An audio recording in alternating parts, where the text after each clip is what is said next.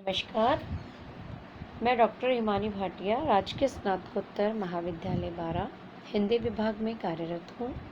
आज मैं आपको बीए तृतीय वर्ष में द्वितीय प्रश्न पत्र में नाट्य कला की दृष्टि जो हमारा ध्रुव स्वामिनी नाटक है उसमें नाट्य कला के कुछ भेदों के बारे में बताऊंगी, जिसमें से नाट्य कला की दृष्टि से ध्रुव स्वामिनी नाटक है हमारा, जिसमें आज हम चर्चा करेंगे उसकी वस्तु, नेता, रस, रंगमंच एवं अभिनेता, संवाद, देशकाल एवं वातावरण और उद्देश्य के बारे में। तो हम सबसे पहले देखते हैं कि नाट्य कला की दृष्टि में ध्रुव स्वामिनी नाटक की कथा वस्तु क्या है। ध्रुव स्वामिनी नाटक 1933 कथा गुप्त वंश के यशस्वी सम्राट समुद्रगुप्त के पुत्र चंद्रगुप्त के काल से संबंधित है। ध्रुव स्वामिनी नाटक 3 अंकों का नाटक है, जिसमें प्रत्येक अंक में एक दृश्य है। चंद्रगुप्त की वाग्दत्ता पत्नी उसका बड़ा भाई रामगुप्त प्राप्त कर लेता है और पिता चंद्रगुप्त को दी गई शासनाधिकार पर भी वह अधिकार जमा लेता है। शक आक्रमण के समय कायर क्लीव रामगुप्त ध्रुव स्वामिनी को वस्तु मानकर शकराज को सौंपने का निर्णय लेता है। नाटक के अंत में चंद्रगुप्त के द्वारा शकराज वध, चंद्रगुप्त के सैनिकों द्वारा रामगुप्त के वध के उपरांत ध्रुव स्वामिनी चंद्रगुप्त की हो जाती है और उसे राज्याधिकार भी प्राप्त हो जाता है। संक्षेप में ध्रुव स्वामिनी की कथा मात्र इतनी है कि ध्रुव स्वामिनी नाटक कथा वस्तु की दृष्टि से ऐतिहासिक नाटक है, जिसमें इतिहास एवं कल्पना का सुंदर समन्वय हुआ है।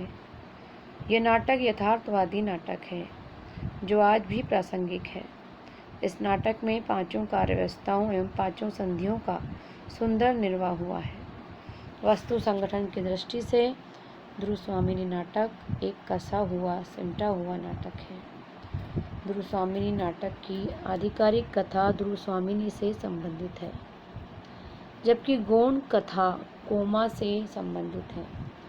पूरे नाटक में रोचकता, प्रवाहमयता, उत्सुकता, विश्वसनीयता और संभाव्यता इत्यादि कथा वस्तु विशेषताओं का समावेश हुआ है। नेक्स्ट पॉइंट है हमारा नेता। ध्रुव स्वामिनी नाटक का नायक चंद्रगुप्त है, जिसके चरित्र में स्वाभिमान, कर्तव्यनिष्ठा, मर्यादा, वीरता, साहसिकता, शीलता इत्यादि गुणों का समावेश हुआ है।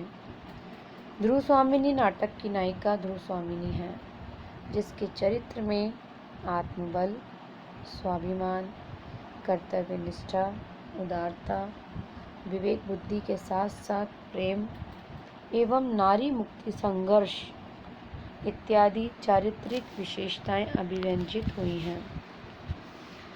ध्रुव स्वामिनी नाटक का तीसरा मुख्य पात्र रामगुप्त एक अधम पात्र है, जिसके चरित्र में पौरुषेयता, कायरता, निर्लज्जता, संदेहशीलता, स्वार्थपरता इत्यादि दुर्गुणों का समावेश हुआ है।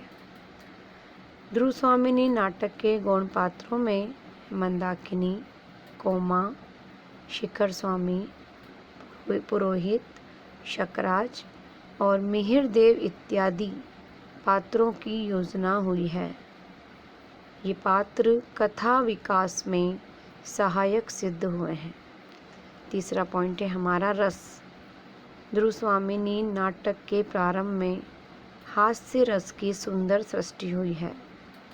हिजड़े, बौने, कुबड़े के प्रसंग में नाटककार जयशंकर प्रसाद जी ने हास्य रस की सुंदर योजना की है। मंदाकिनी के इस गीत में करुण रस की योजना हुई है। यह कसक अरे आंसू सहज जा, करुणा बन दुखिया वसुधा पर, शीतलता फैलाता बन जा। इसी प्रकार पैरों के नीचे जलधर हो, बिजली से उनका खेल चले, गीत में वीर रस की छटा दर्शनीय है। नेक्स्ट पॉइंट है हमारा रंगमंच एवं अभिनेता। जयशंकर प्रसाद जी के नाटकों पर यह आरोप लगाया जाता है कि वे पाठ्य अधिक हैं और अभिनय कम। चंद्रगुप्त, स्कंदगुप्त जैसे नाटकों पर यह आरोप सही है। प्रसाद जी भी इस तथ्य से परिचित थे, इसलिए उन्होंने अपनी नाट्य कृति ध्रुव स्वामिनी को रंगमंच एवं अभिनय के अनुकूल बनाया है। हिंदी साहित्य सम्मेलन प्रयाग द्वारा 1962 में तथा अनेक विश्वविद्यालयों द्वारा ध्रुव स्वामिनी नाटक का सफल मंचन भी हो चुका है। नेक्स्ट पॉइंट है हमारा संवाद। संवाद की दृष्टि से ध्रुव स्वामिनी नाटक सफल नाटक है। संवाद नाटक का प्राण तत्व होता है। इस दृष्टि से ध्रुव स्वामिनी नाटक के संवाद एक और कथा विकास में सहायक सिद्ध हुए हैं, तो दूसरी ओर उनके द्वारा पात्रों का चरित्र चित्रण भी संभव हो सका है।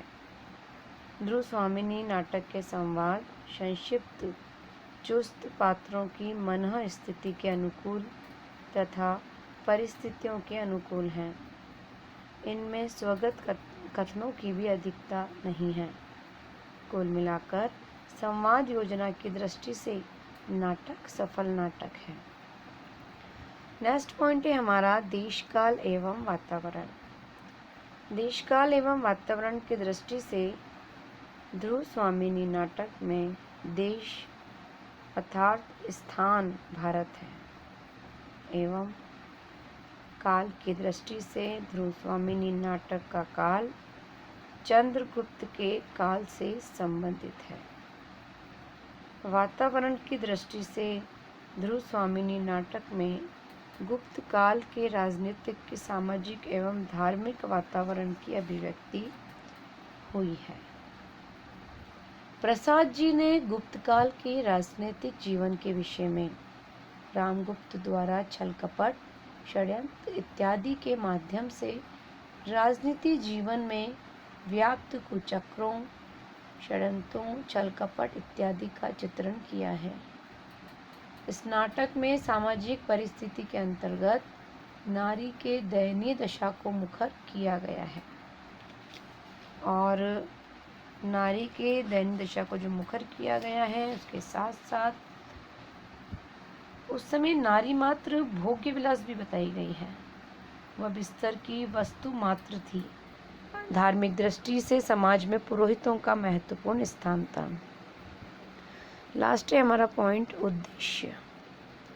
ध्रुव स्वामिनी नाटक का उद्देश्य नारी के मोक्ष यानी कि तलाक एवं उनके पुनः विवाह से संबंधित है। प्रसाद जी ने इस नाटक में नारी के अधिकार का प्रश्न उठाया है। नाटक में पुरुष प्रधान समाज में नारी को भोग विलास की वस्तु मानकर उसके स्वतंत्र व्यक्तित्व को समझाने का प्रयास किया जाता है। प्रसाद जी ध्रुव स्वामिनी के माध्यम से यह संकेत देते हैं कि नारी को अन्याय, शोषण, उत्पीड़न एवं अत्याचारों का विरोध करना चाहिए और अपना आत्मबल जगाकर स्वयं अपनी रक्षा करनी चाहिए। साथ ही अपने अधिकार एवं सम्मान के लिए सजग रहना चाहिए। यदि पुरुष पुनः विवाह कर सकता है तो नारी क्यों नहीं कर सकती। यदि किसी स्त्री का पति रामगुप्त की भांति कायर, क्लीव, मद्यपान पान करने वाला है तो उसे मुक्ति पाने का पूरा अधिकार है। तो निष्कर्ष में हम यही कहेंगे कि नाट्य कला की दृष्टि से ध्रुव स्वामिनी नाटक पूर्णतः सफल नाटक है। धन्यवाद।